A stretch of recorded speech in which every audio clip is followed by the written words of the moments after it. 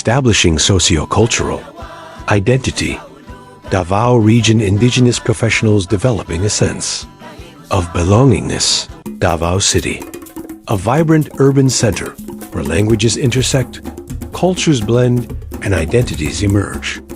Amidst this city's hustle, a silent but powerful narrative unfolds, one told through voices, dialects, and accents. This is a story about how indigenous professionals move through modern spaces while carrying the weight and wisdom of their cultural roots. In this field walk, we'll explore how translanguaging and code switching help them assert identity, preserve heritage, and build a lasting sense of belonging.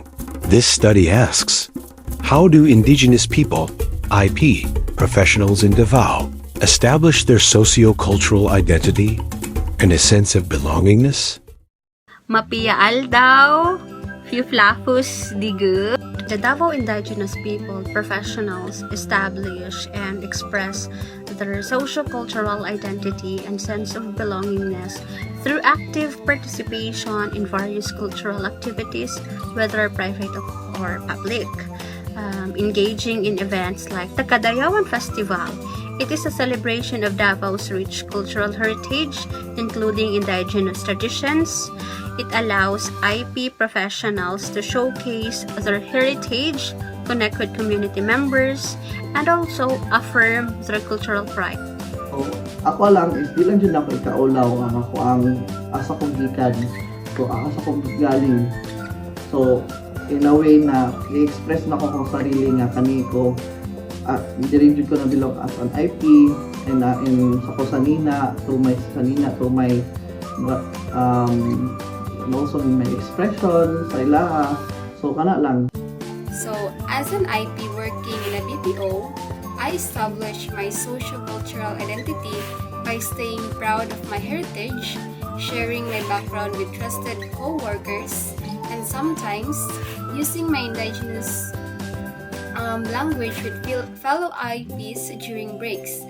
I feel a sense of belonging when I can share stories about our tribe's tradition and when I see respect from my colleagues, even if I work in an environment where English and Cebuano are dominant. Mapakita ko sa akong pagkaugalingon isip IP pinagi sa pagsalmot sa celebration of pangadji or sa among traditional nga pamaagi bisan sa trabaho.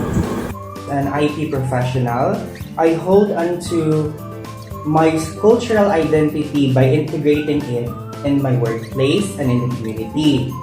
I don't hide my roots. I share them with everybody.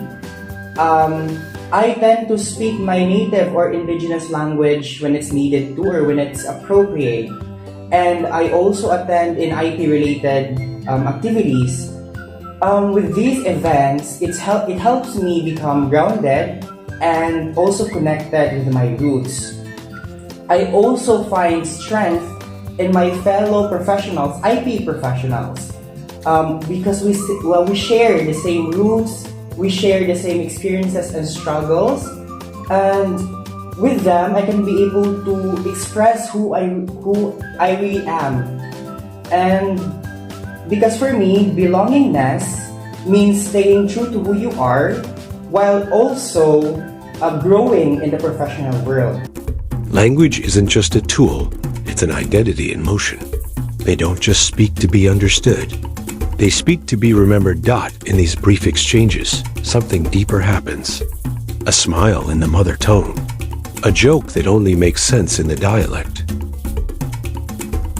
Languages hold memory, and for indigenous professionals, each phrase carries generations. The workplace becomes a new terrain for old knowledge. This is translanguaging, a strategy, a form of cultural negotiation, a way to be heard without letting go of who you are.